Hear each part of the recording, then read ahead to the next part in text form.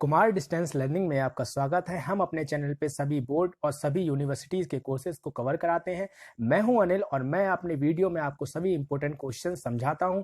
चलिए वीडियो की शुरुआत करते हैं। दोस्तों, आज जो हम बात करने वाले हैं वो बात करने वाले हैं पेंटिंग की, जो कि 10th क्लास के एनआईएस बोर्ड का सब्जेक्ट है और जिसका कोड है 225।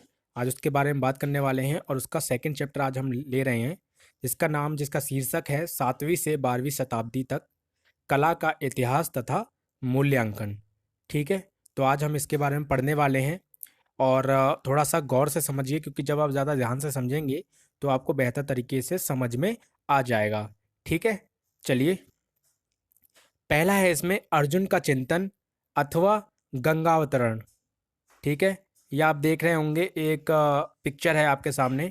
ठीक है, इस पिक्चर में क्या है कि बहुत सारे लोग दिखाई दे रहे हैं। ठीक, इस पिक्चर में बहुत सारे लोग दिखाई दे रहे हैं। इसे गंगा अवतरण या फिर अर्जुन का चिंतन, कि अर्जुन चिंतन करते हुए दिखाई दे रहे हैं, ऐसा इसमें प्रतीत हो रहा है। तो चलिए इसके बारे में बात कर लेते हैं। इसका शीर्षक है अर्जुन का चिंतन अथवा गंगा अवतरण।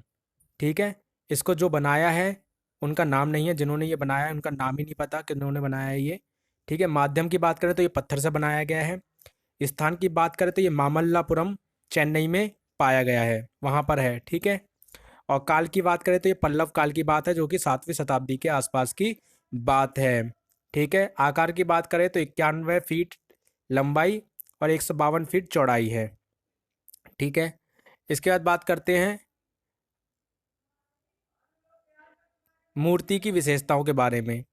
तो यह मूर्ति शिल्प जो है 2 शिलाखंडों पर उभरा हुआ है। ठीक है, और इस मूर्ति में जो है बहुत सारे आकार के मनुष्य और पशुओं को झुंड के रूप में उड़ते हुए दिखाया गया है।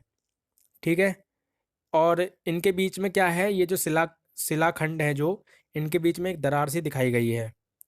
ठीक है, इसमें कई सारे पशुओं की आकृतियां हैं, जो कि ऐसा लगता है कि कलाकारों ने बहुत ही गहन अवलोकन किया हुआ है, यानी गहन तरीके से उसको बहुत ही ध्यान देते हुए बनाया गया है। बहुत ही शातिर लोग होंगे, बहुत ही पेंटिंग में माहिर लोग होंगे जिन्होंने ये पेंटिंग बनाई होगी, या फिर जो ये चित्रकला बनाई होगी, मूर्ति शिल्प बनाया होगा।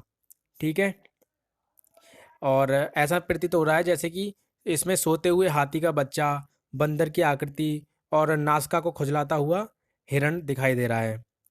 ठीक है, चलिए इसके क्वेश्चन को देख लेते हैं। इसमें जो क्वेश्चन आता है वो आता है, अर्जुन का चिंतन का दूसरा नाम बताइए। तो अर्जुन के चिंतन का दूसरा नाम है गंगावतरण। दूसरा क्वेश्चन है, किस राजवंश में अर्जुन का चिंतन की मूर्तिकला का निर्माण हुआ? तो पल्लव वंश में।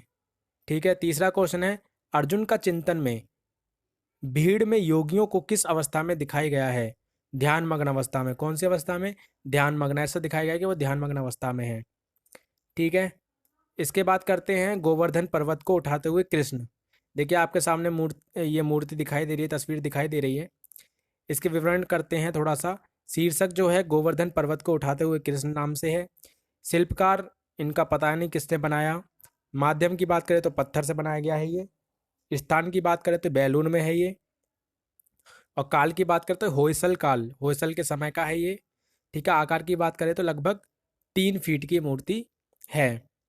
ठीक है, और इसके अलावा यह मूर्ति होयसल काल की एक सर्वोत्तम कृति का उदाहरण है, कि होयसल काल में सबसे सर्वोत्तम कृति ये मानी जाती है, यानी रचना मानी जाती है। ठीक है, समस्त घटना को अलग अलग परतों में दिखाया गया है और कृष्ण को मुख्य केंद्र के रूप में दिखाया गया है, कि कृष्ण ने ये पर्वत वगैरह उठा रखा है। ठीक है, कृष्ण को विरोचित नायक के रूप में दर्शाया गया है और उनकी मुद्रा और अंगों में लयात्मक से संयोजन में कोमलता अनुभव होता है, यानी कि ऐसा नजर आ रहा है कि कोमल स्वभाव से खड़े हुए हैं और बिल्कुल लय, यानी देखिए लय की तरह, मतलब टेढ़े से होकर खड़े हुए हैं। ठीक है, कृष्ण को घेरे हुए पशु का सजीव चित्रण किया गया है। ऐसा दिखाया गया है जो कृष्ण को चारों ओर जो पशु घेरे हुए हैं वो सजीव हैं, यानी कि जीवित हैं। ठीक है, तो इसमें जो क्वेश्चन बनते हैं वो उसके बारे में बात कर लेते हैं। उस जगह का नाम बताएं जहां होयसला काल के मंदिर पाए जाते हैं। तो बेलूर में पाए जाते हैं। कृष्ण को किस आकार में दर्शाया गया है बताएं। तो विरोचित नायक के रूप में दर्शाया गया है। ठीक है, क्लिष्ट और सूक्ष्म होयसला नक्काशी का एक उदाहरण दीजिए।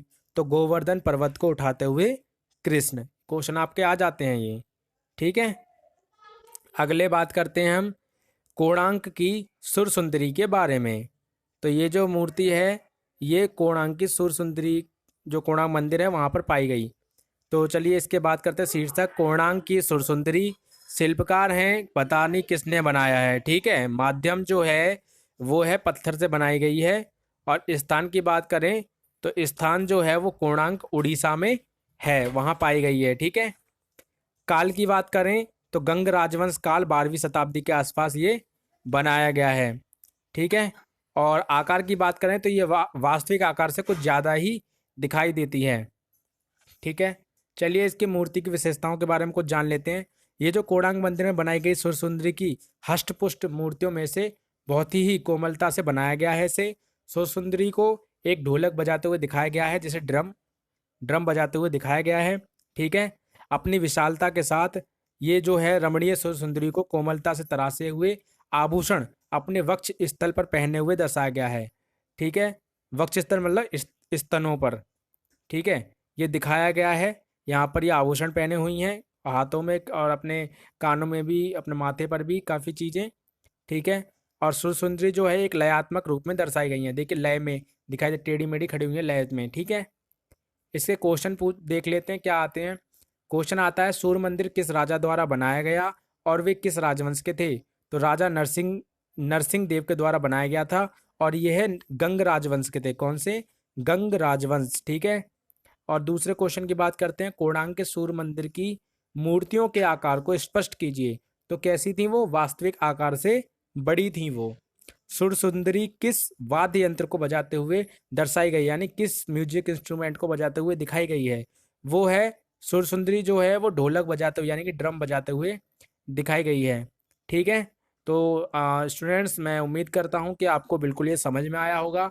और ये ही क्वेश्चंस जो होते हैं इन्हीं से रिलेटेड क्वेश्चन एग्जाम में पूछ लिए जाते हैं। मैंने इसके फर्स्ट चैप्टर की वीडियो में सैम्पल पेपर भी डाल दिया है कि कौन कौन से क्वेश्चन पूछे जाते हैं।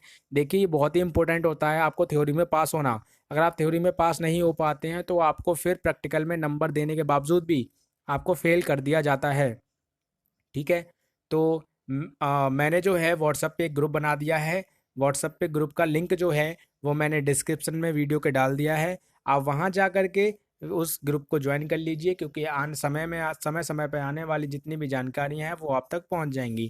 ठीक है, एकमात्र दोस्तों ये चैनल ऐसा है जिसको बिल्कुल आपको सच्ची जानकारी और सच्ची खबर मिलेगी किसी भी बोर्ड से रिलेटेड। तो बिल्कुल भी इस चैनल को नज़रअंदाज मत कीजिएगा, अपने दोस्तों में शेयर कीजिएगा। जितने लोग जो अभी, क्योंकि लॉकडाउन चल रहा है, काफ़ी परेशानी चल रही है और उनको ट्यूशन में या कहीं कोई दिक्कत आ रही है, तो वो हमारी वीडियो देख करके आसानी से समझ सकता है और अच्छे नंबरों से पास हो सकता है। क्योंकि सिर्फ और सिर्फ मैं इम्पोर्टेंट टॉपिक्स पे ही बात करता हूँ जो कि आपके एग्ज़ाम में पूछ लिए जाते हैं। ठीक है, क्योंकि इसके अलावा कोई क्वेश्चन नहीं आते और ये जो है बहुत ही इंपॉर्टेंट टॉपिक्स और क्वेश्चंस मैं लेके आता हूँ जिससे कि आप 80% एवं मार्क्स ला सकते हैं। So thank you for watching this video guys. All the best for your examination. Thank you.